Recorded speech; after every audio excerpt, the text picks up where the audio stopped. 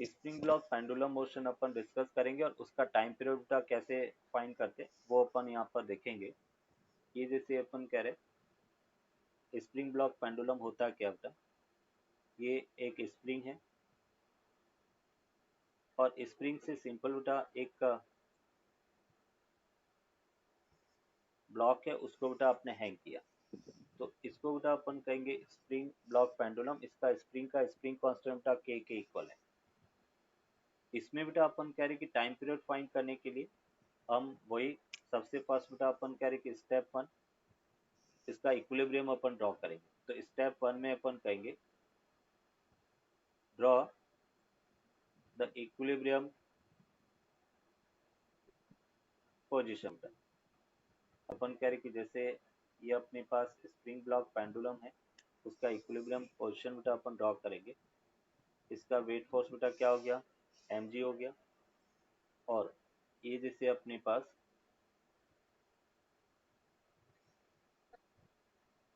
इसमें बेटा expansion x not है, तो ऊपर की तरफ बेटा स्प्रिंग फोर्स लगेगा और स्प्रिंग फोर्स कितना है, के एक्स नॉट के इक्वल है बेटा।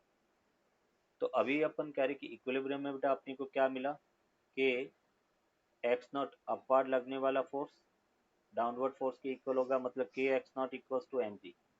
ये बेटा इसका इक्विलिब्रियम पोजीशन है। क्लियर यहाँ तक? Yes sir. अभी अपन कहेंगे स्टेप टू। स्टेप टू में अपन कहेंगे displace the block from its equilibrium position पर। इक्विलिब्रियम पोजीशन से अपने को इस ब्लॉक को डिस्प्लेस करना है। Displace the block from its equilibrium position. ये जैसे अपने पास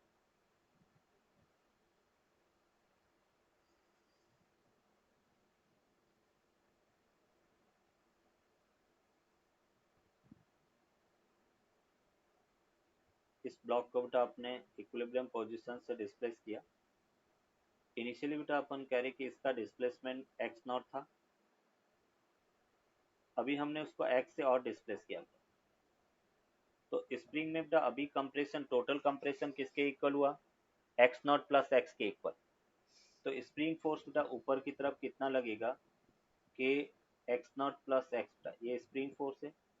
डाउनवर्ड फोर्स क्या बेटा, एम जी, ये अपने पास। और अभी इसका रिस्टोरिंग फोर्स फाइंड करें तो रिस्टोरिंग फोर्स क्या होगा बेटा, हम कहेंगे कि वो फोर्स जो इसको इनिशियल पोजीशन में लाने का काम कर रहा बेटा। तो इनिशियल पोजीशन में लाने के लिए अपन कह रहे कि ऊपर की तरफ फोर्स अभी बेटा ज़्यादा है, तो हम कहेंगे कि जो फोर्स का डिफरेंस होगा k x naught plus x minus m g, वो उसको वापस इनिशियल पोजीशन पे लाएगा बेटा। ये इसका रिस्टोरिंग फोर्स है। देखो इसको सॉल्व करें तो क्या मिला, F R equals to minus k x naught plus k x बेटा माइनस एम जी बेटा। अभी देखो इक्वेशन फर्स्ट से बेटा के एक्स नॉट है वो किसके इक्वल है बेटा, एम जी के इक्वल है।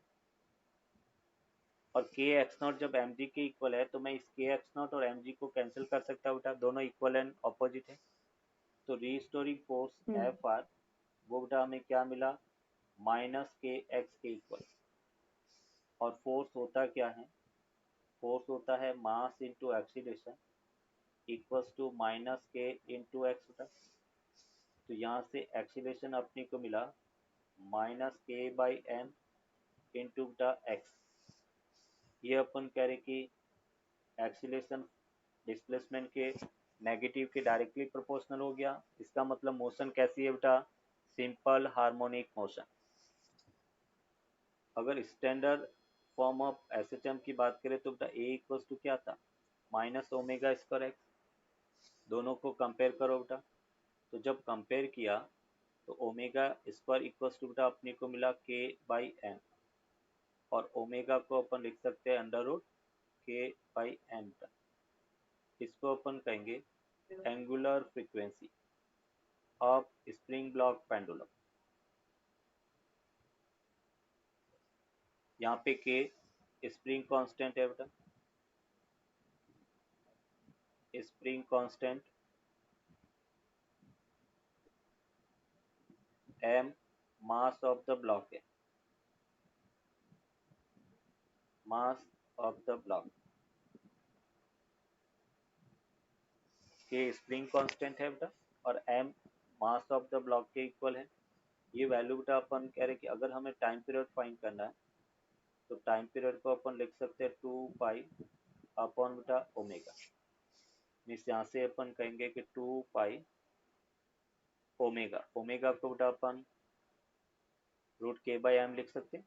तो अपने को टाइम पीरियड का फॉर्मूला बेटा मिला T equals to 2 pi under root m by k equal होगा। ये स्प्रिंग ब्लॉक पेंडुलम का फॉर्मूला है। सिंपल पेंडुलम का फॉर्मूला अपने को मिला था 2 pi root l by g, और स्प्रिंग ब्लॉक पेंडुलम का फॉर्मूला मिला 2 पाई रूट एम अपॉन के बेटा। वहां पे हमने कहा था प्रॉब्लम सॉल्व करने के लिए अपन 2 पाई रूट एल अपॉन जी इफेक्टिव लगा सकते हैं। यहाँ पर भी बेटा अपन कह रहे कि नोट करके अपन लिखेंगे कि अगर प्रॉब्लम सॉल्व करना है तो अभी सभी जगह अपन ये प्रोसेस नहीं करेंगे कि डिस्प्लेस करेंगे फिर रिस्टोरिंग फोर्स फाइंड करेंगे। डायरेक्टली अपन फॉर्मूला यूज कर सकते हैं T equals to 2 pi under root m upon k effective. अगर दो स्प्रिंग सीरीज में है, पैरेलल में है और अपने को टाइम पीरियड पूछा जाए तो हम डायरेक्टली के इफेक्टिव की वैल्यू फाइंड करके वहां पे पुट कर सकते हैं। तो ये अपने पास time period of spring block pendulum है देखेंगे।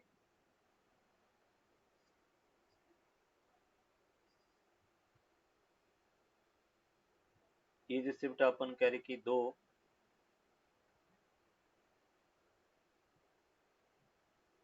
ये जैसे अपन कह रहे कि एक स्प्रिंग है, दूसरे स्प्रिंग बेटा ये है, दोनों स्प्रिंग सीरीज में है और एक ब्लॉक ऑफ मास एम, उसको बेटा अपन कह रहे कि हमने डिस्प्लेस करके जस्ट लीव किया, एक्स डिस्टेंस से डिस्प्लेस करके अपने छोड़ा।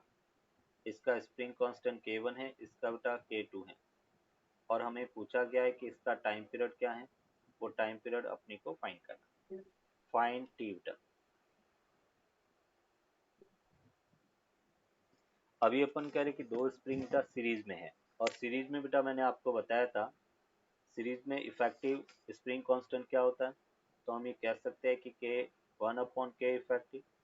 जब अपने एलएलएम पढ़ा था बेटा वर्क एनर्जी पावर, तब अपने के इफेक्टिव डिराइव किया था। तो 1/k इफेक्टिव होता है बेटा 1/k1 plus 1/k2। Series combination का बेटा ये फॉर्मूला होता है। अगर तीन स्प्रिंग होती तो अपन 1/k1 plus 1/k2 plus 1/k3 रखते। तो यहाँ से बेटा के इफेक्टिव अगर अपन फाइंड करें तो के इफेक्टिव अपने को मिलता है k1 k2 अपॉन बेटा k1 plus k2 k equal. और जब हमें टाइम पीरियड बेटा पूछा गया है तो टाइम पीरियड का फॉर्मूला होता है 2 pi under root m upon k effective, और उसको हम लिख सकते हैं k1 k2 इंटू बेटा k1 plus k2 k equal. और उसको सिंपल हम इस टाइप से भी लिख सकते हैं root 2 pi under root m, ये अपने पास 1/k1 प्लस 1/k2, ये इसका टाइम पीरियड का फॉर्मूला होगा। नेक्स्ट एक और एग्जांपल बेटा अपन देखेंगे।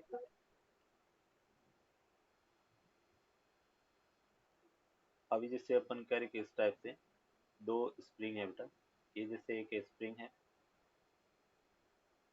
स्प्रिंग कांस्टेंट बेटा k1 है, another spring spring constant k2 है। एक ब्लॉक बेटा अपन कह रहे कि इस टाइप से हैंग किया गया है, k1 k2 बेटा अपन कह रहे कि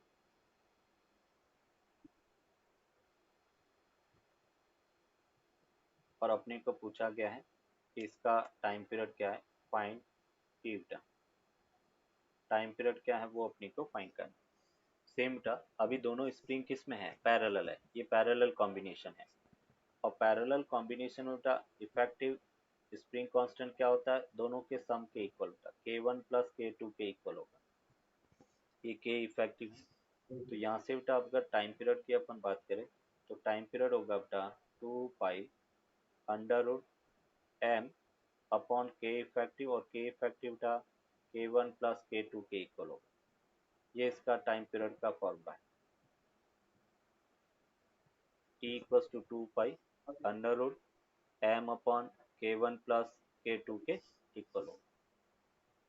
क्लियर बेटा यहाँ तक? अभी देखो एक और यस सर। एक थोड़ा और मॉडिफाइड क्वेश्चन देखते हैं अपन।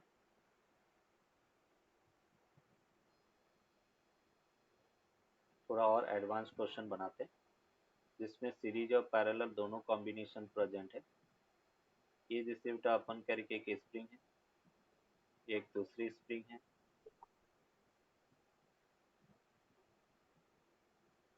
यहाँ पे अपन करके एक तीसरी स्प्रिंग है, और ये अपन करके चौथी स्प्रिंग है। मास बेटा m है, इसका स्प्रिंग कांस्टेंट के, इसका भी के, इसका के, और इसका भी बेटा स्प्रिंग कांस्टेंट के इक्वल है। और हमें कहा गया है फाइंड टी बेटा, time period of the system क्या है वो अपने को फाइंड करना है। अभी देखो इसमें क्या करेंगे, हम कह रहे कि बेटा ये दोनों स्प्रिंग है वो किस में है, सीरीज के अंदर है। तो सीरीज में बेटा स्प्रिंग कांस्टेंट क्या होगा, के इंटू के प्लस के बेटा, और ये अपने को k/2 मिल गया। और ये दोनों बेटा पैरेलल में k प्लस के, और वो कितना हो जाएगा बेटा 2k, k plus k and that is equal to 2k। अब इसका इक्विवेलेंट बेटा अपन ड्रॉ करें, ये k/2 की एक स्प्रिंग होगी बेटा, ये मास m है, इसका बेटा अपन कह रहे कि ये 2k हो गया, एक k/2 और दूसरा बेटा 2k। अब ये जो कॉम्बिनेशन है वो किस में होगा, तो अपन कहेंगे पैरेलल कॉम्बिनेशन होगा। कैसे बेटा, अगर मैं इसको x डिस्टेंस से नीचे डिस्प्लेस करता हूँ तो इस पर बेटा रीस्टोरिंग फोर्स k/2x ऊपर लगेगा, और ये स्प्रिंग कंप्रेस होगी तो उसके कारण बेटा रीस्टोरिंग फोर्स 2kx ऊपर लगेगा। तो यहाँ पे अपन कह रहे कि अगर मैं रीस्टोरिंग फोर्स की बात करता हूँ तो हमें मिला बेटा -kx/2 प्लस 2kx, और ये बेटा अपने पास होगा -5/2kx बेटा, और फोर्स होता है मास इंटू एक्सीलरेशन। तो एक्सीलरेशन अपने पास होगा -5k अपॉन बेटा 2m इंटू एक्स हो गया। और इन जनरल बेटा एक्सीलरेशन क्या होता है, -ω/x बेटा। दोनों को अगर कंपेयर करेंगे तो ओमेगा बेटा अपने को क्या मिला, ओमेगा मिला √5k/2m बेटा। और इसका अगर टाइम पीरियड अपन देखें तो टाइम पीरियड होगा 2 पाई अपॉन ओमेगा 2m अपॉन 5k के इक्वल। ये बेटा अपन कह रहे कि इसका टाइम पीरियड है। t equal to 2 pi √2m अपॉन 5k के इक्वल होगा। ये अपन कह रहे कि इसका टाइम पीरियड है बेटा। क्लियर यहाँ तक? सेकेंड पेंडुलम यहाँ पे अपन डिफाइन कर रहे हैं, second pendulum.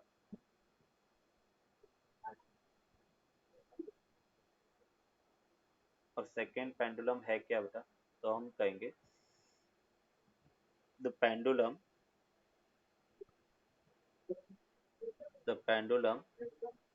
which has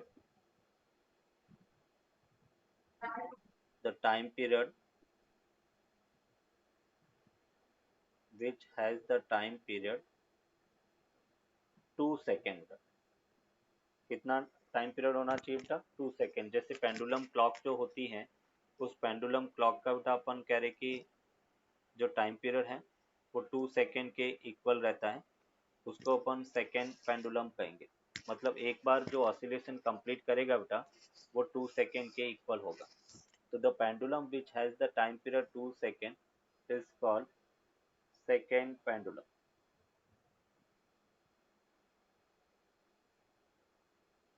second pendulum.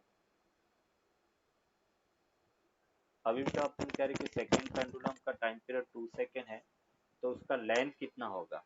तो अगर लेंथ अपन फाइंड करें, जैसे टाइम पीरियड का फॉर्मूला बेटा T equals to 2 pi under root L upon G के इक्वल होता है।